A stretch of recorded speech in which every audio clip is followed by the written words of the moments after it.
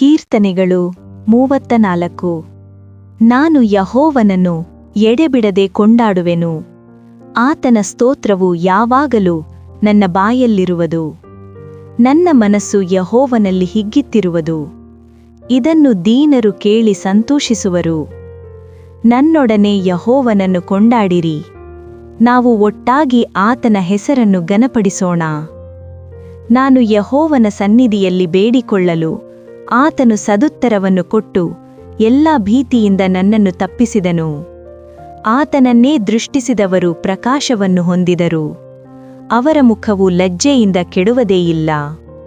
ಕಷ್ಟದಲ್ಲಿದ್ದ ಈ ಮನುಷ್ಯನು ಮೊರೆಯಿಡಲು ಯೆಹೋವನು ಕೇಳಿ ಎಲ್ಲಾ ಬಾಧೆಗಳಿಂದ ಬಿಡಿಸಿದನು.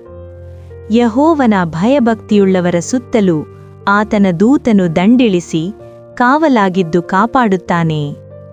ಯೆಹೋವನು ಸರ್ವೋತ್ತಮನೆಂದು ಅನುಭವದಿಂದ ತಿಳಿದುಕೊಳ್ಳಿರಿ. ಆತನನ್ನು ಆಶ್ರಯಿಸಿಕೊಂಡವರು ಎಷ್ಟೋ ಧನ್ಯರು.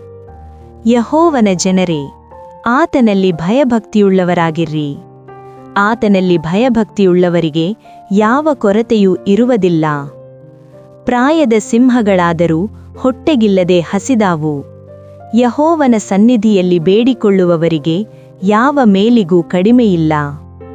ಮಕ್ಕಳಿರ, ಬನ್ನಿರಿ, ನನ್ನ ಮಾತನ್ನು ಕೇಳಿರಿ. ನಾನು ಯೆಹೋವನ ಭಯವನ್ನು ನಿಮಗೆ ಕಲಿಸುವೆನು. ದೀರ್ಘಾಯುಷ್ಯವು ಬೇಕೋ? ಬಹುದಿವಸ ಬದುಕಿ ಸುಖವನ್ನು ಅನುಭವಿಸಬೇಕೋ?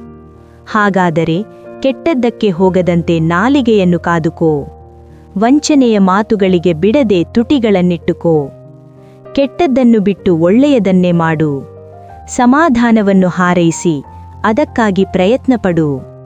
ಯೆಹೋವನು ನೀತಿವಂತರನ್ನು ಕಟಾಕ್ಷಿಸುತ್ತಾನೆ. ಅವರು ಮೊರೆಯಿಡುವಾಗ ಕಿವಿಗೊಡುತ್ತಾನೆ. ಕೆಡುಕರಿಗೋ ಯೆಹೋವನು ಕೋಪದ ಮುಖವುಳ್ಳವನಾಗಿರುವನು.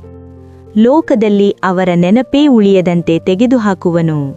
ಯೆಹೋವನು ನೀತಿವಂತರ ಕೂಗನ್ನು ಕೇಳಿ ಎಲ್ಲಾ ಕಷ್ಟಗಳಿಂದ ಅವರನ್ನು ಬಿಡಿಸುತ್ತಾನೆ. ಮುರಿದ ಮನಸ್ಸುಳ್ಳವರಿಗೆ ಯೆಹೋವನು ನೆರವಾಗುತ್ತಾನೆ. ಕುಗ್ಗಿ ಹೋದವರನ್ನು ಉದ್ಧಾರ ಮಾಡುತ್ತಾನೆ.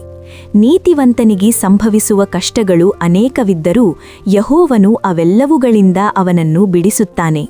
ಆತನು ಅವನ ಎಲುಬುಗಳನ್ನೆಲ್ಲ ಕಾಪಾಡುತ್ತಾನೆ. ಅವುಗಳಲ್ಲಿ ಒಂದಾದರೂ ಮುರಿದು ಹೋಗುವುದಿಲ್ಲ. ದುಷ್ಟನ ಕೆಡುಕು ಅವನನ್ನೇ ಕೊಲ್ಲುವುದು.